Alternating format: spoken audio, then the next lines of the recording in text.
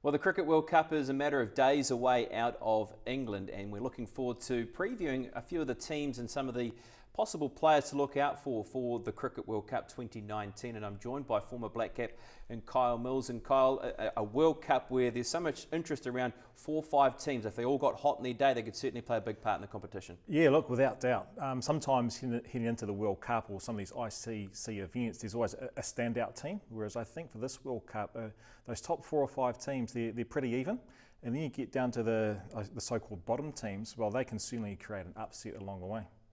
Going back to 2015, of course, you were a part of the squad and the Black Caps, and what was an amazing occasion because the country got behind the Black Caps as they won game on game. Yeah, look, I thought I carried the drinks exceptionally well throughout that time. But yeah, it was a great squad to be part of. It was cricket history in New Zealand, really, and to be a part of the ride and to have the whole country in behind us and to go all the way over to the MCG and get so close. You know, I remember being at the toss or the research leading into that finals, win the toss, bat first, score 240 plus, you win the game. And won the toss, batted first, and everything was going good until Baz got out first over. That's right, yeah, it was. Yeah, but look, it was just one of those things. But certainly look back, and even though I didn't play a game, it was just great to be there and be part of it. Well, how do you line up the Black Caps' chances for this year, and just the form they're taking going into this year's World Cup? Yeah, look, the form's hard to take going in because the IPL's obviously happened a few weeks back, and all the main players have been playing in the IPL. So New Zealand are not the only side who have lacking probably a little bit of match practice leading into this event. England and Pakistan have played a 3-game series up in England before this event, and they're probably the most well-equipped teams, having been played together heading into the event. So it's hard to line a few teams up, but as far as our guys, I think we've got a good chance of performing really well at this tournament. Everyone's playing everyone for the first time since 1992, which helps. And if you just got to get to the semi-final stage, and it's 2 games of cricket, and you're there. Key for New Zealand is our big players step up to the mark, and that's your Guptills, Williamson, Taylor, and obviously from a bowling point of view, Trent Boult and Tim Southee, those type of guys. They're critical for us going deep into the tournament. Yeah, for sure, bang on. All the talk is that you need 350 runs if you bat first up at England at the moment. The wickets are really flat, and the scores in the England-Pakistan series were quite high as well. Look, it's going to be pretty hard to get those sort of runs every single game in the tournament, but first and foremost, you need a score on the board, and we need our big players, Martin Guptill, who's got a lot of experience, Kane Williamson, Ross Taylor, needs some of our dynamic players like Conor Munro to be in form. If you've got your top order in form, getting runs, you give yourself a right real chance, because I certainly think our fast bowlers, we have good depth.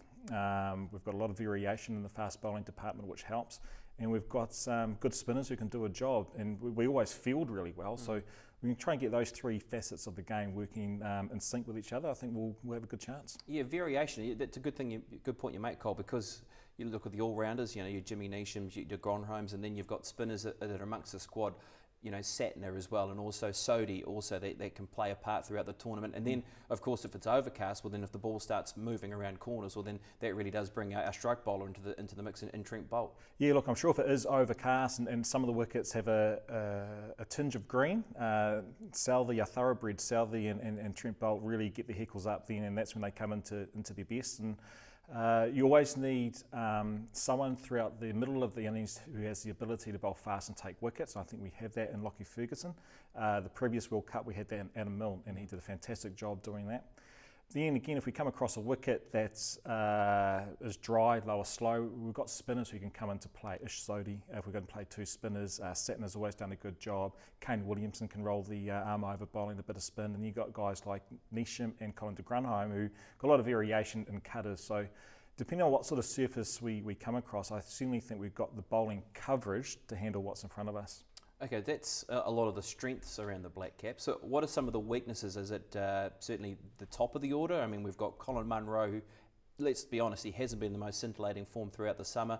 Of course, we've experienced with Nicholls there. Latham's on the sideline at the moment, and of course is likely to rejoin. So there's a little bit of rejigging to be done there. Is that a possible weakness? Yeah, look, I think that there's no doubt the opening spot for Martin Guptill has been the big search project, I guess, for Gary Stead since he's been in charge. And Henry Nicholls has had his opportunity.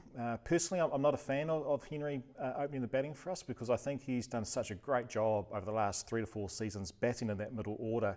And it took a while for him to get going in that role, but now he was comfortable. He's bringing out consistent runs, and I think he does a really good job in that middle order. And he appears to be an individual here who has good cricket sense as well. And you kind of need that person in that middle order. Taking him up to the opening spot, it's a stopgap measure for me.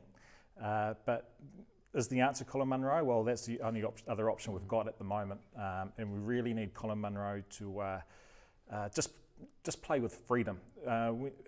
He's a guy, sometimes if he thinks about it too much, he can get bogged down if he's worried about run rates. The reason he's so successful in T20 cricket is just a shorter version. He just goes out, he just bats, tries to find boundaries. He just needs to take that mindset into the 50-over game.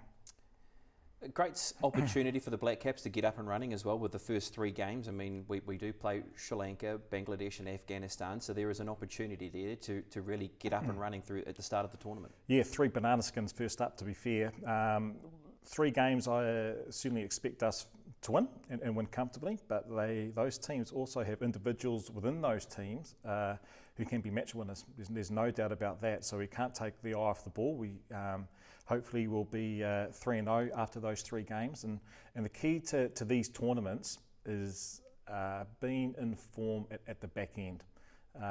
When you get to that playoff stage, heading into the semi-finals, that's where England's the hot team at the moment leading into it, and they're playing exceptional cricket, and they've played great cricket the last 2 to 3 years, and they've started the English home summer on fire against Pakistan. But I tell you what, it's hard to maintain that level of consistency of being really good throughout the whole summer, and that's what they're going to have to contend with up there, plus the pressure of playing at home.